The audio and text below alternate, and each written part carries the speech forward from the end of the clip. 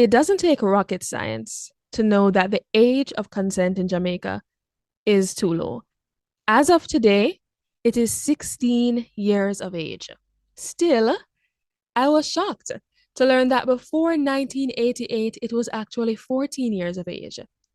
It baffles me that throughout history, the matter of sex has been treated so simply that the age of consent has been consistently below the age of adulthood in Jamaica.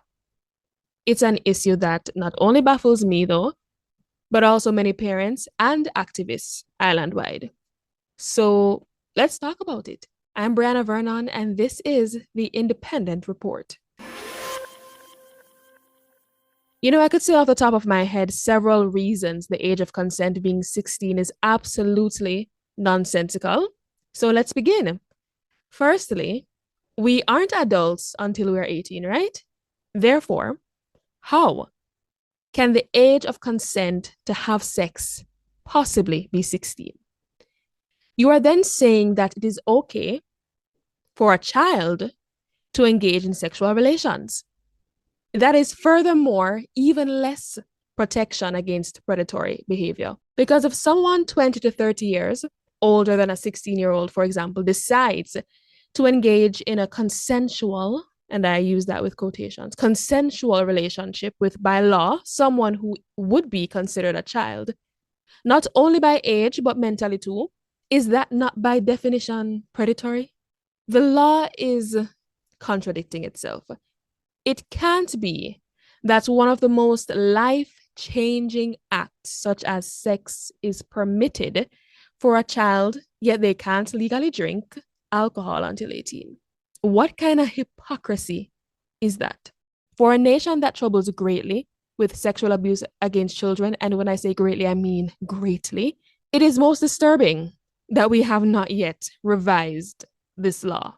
But the perplexing nature of this goes even deeper. You see, I've always said it like it is where this particular point is concerned. Whenever we decide to have sex, the possibility of reproduction must be highly considered, right? Sex is not just intended for pleasure, despite what many of us want to force ourselves to believe. One of, if not the main intention for sex, is actually reproduction. So when we're saying to children, because that's what 16-year-olds are, that they can have sex, we are also by default saying to them they are fit to be parents. You know that, right? And don't even think to tell me that I'm exaggerating. I've heard of and even know directly of cases where women get pregnant after having sex for the first time. I even know of a situation where the young lady was 17 and she got pregnant from the same intercourse during which she lost her virginity. Now, you may think to yourself, well, Brianna, there are condoms. That's what birth control is for. But allow me to remind you that the only way to prevent pregnancy, 100%, is by not having sex. So with an age of consent of 16, we are saying to our children, you might get pregnant, but that's okay. We're saying to our children, you are at a pivotal moment of your scholastic or academic life when you are to be focused on passing your C6. But sure, let's allow you to have sexual relationships that, according to research, places stress on your nervous system. That's right, people. Sex is not just sex. It doesn't just have physical consequences, but psychological as well. So a study conducted by experts at Ohio State University actually suggests that when teens are sexually active, this is perceived by their nervous system as a stressor. In other words, it's perceived as a potential threat to their bodies, as it's undergoing a crucial phase of their development.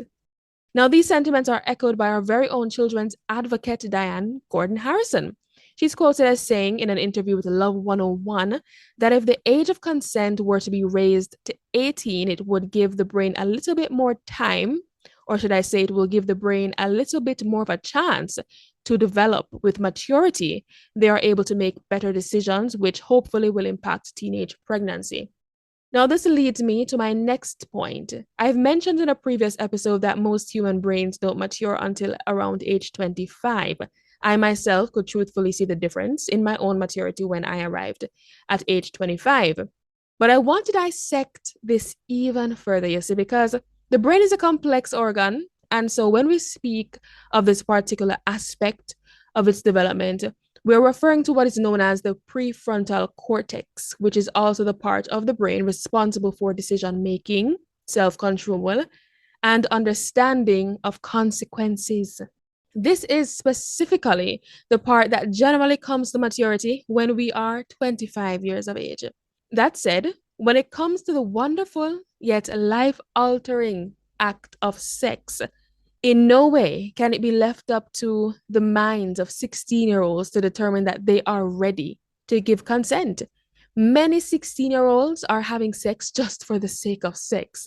But let's go even deeper again, because you see, we're going to touch the nerve of this issue today. Now, according to neurologist Igor Smolyansky, until the decision making part of the brain has fully developed, when we're adolescents, our brain relies on what is known as the amygdala, a small part of the brain where primitive emotions, urges, and impulses are located. So, I'm sure you can get where I'm going with this. That's a part of the brain where we're basically operating solely on instincts and not on logical thinking and the understanding of consequences. So, as the adults in the room, right, it is absolutely our responsibility to take the body's natural, God ordained functions as telltale signs on how we should guide our legislation. And right now, this particular law needs to be reviewed immediately. On that note, I believe it's the perfect time to introduce you all to a new segment on this podcast that I've decided to call Guests Monologue. As the topic permits, I'll be inviting other voices, which will sometimes be experts or trained professionals in their field, to say their piece about the subject at hand. For this episode, I am most pleased to have women rights activist and founder of What Women Want JA, Sabrina Brown, and she'll be weighing in on this topic. The floor is all yours, Sabrina. Hey, Brianna. First of all, thank you so much for having me and including me in this very important conversation around the age of consent in Jamaica. We've been having this discussion for quite a while. Should we raise it from 16 to 18? And how does all of this play into protecting our children and protecting our girls, essentially? I absolutely believe that we should raise the age of consent. I mean, just from a legal perspective, when you look at it, the Child Care and Protection Act actually defines a child as any person under the age of 18. So we're essentially saying that children, teenagers, are able to consent to sexual activities that have a wide range of implications on their future and on their sexual and reproductive health. But they're not able to take part in the voting process or obtain a driver's license until they are 18. And I find that concept to be quite preposterous, to put it mildly. So what are we essentially trying to do when we talk about raising the age of consent? It is really supposed to be a part of a protection mechanism, a legal protection mechanism, as part of a wider child protection system. So essentially, we're trying to protect the rights of our girls, their right to be free from sexual exploitation and violence. And especially important within the Jamaican context is their right to education. Because we do know that a lot of the times this sexual exploitation or the early initiation of sexual activities leads to unplanned pregnancies, and this then impedes the education of our girls. So it's essentially, from a legal standpoint, we're giving parents and guardians and these teenagers the legal recourse to protect themselves and their children. And for persons who are wondering, okay, but what about teenagers who are coming to that age of puberty, they're experimenting, they're finding themselves? Are we trying to criminalize children? And that's definitely not the objective. And I think our children's advocate, Mrs. Gordon Harrison, has made that quite clear in some public interviews that she's done, that there would be exceptions for persons within the same age range who are, engaging in sexual activity. And it's not something that's going to become criminalized from that level. It is meant as a protection mechanism. So therefore, to prevent against those, or to criminalize those larger age gaps of 16, 47, 16, 50s, whatever it might be. Because there's no reasonable way that we can argue that there's any kind of equality or level playing ground in terms of the power dynamics in relationships where the age gaps are so large, where you essentially have an adult exploiting a child, because again, a child is anyone below 18 years of age. One thing that I would say, though, that we have to be cautious about, and something that has been brought up, is generally around the access to family planning and sexual and reproductive health services. Once we're increasing the age of consent, we are adding an additional barrier to these kinds of essential services that are needed to, again, reduce teenage pregnancy and to prevent sexually transmitted diseases and HIV and so on. Because when you increase that age, you're also increasing the age at which persons would not need parental consent to access these services. And that can become a challenge. But I do believe that this can be remedied with an accompanying policy or law, that speaks to appropriate contraceptions and in general on sexual and reproductive health services. So perhaps something that looks at a contraception policy and the administration of contraception to persons within that age group, though the age of consent has been changed. And that's something that would have to be fleshed out and have to be discussed at a national scale. The other thing that we have to think about is that this is not intended as any kind of band-aid solution to this massive problem that we have of violence against children, and in particular sexual violence against young girls in Jamaica.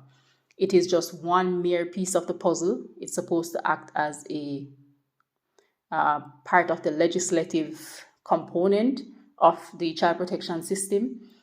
But in general, the other thing that we have to think about is all the other working pieces and how we can strengthen those as a country if we're really, really serious about protecting our children and protecting our girls.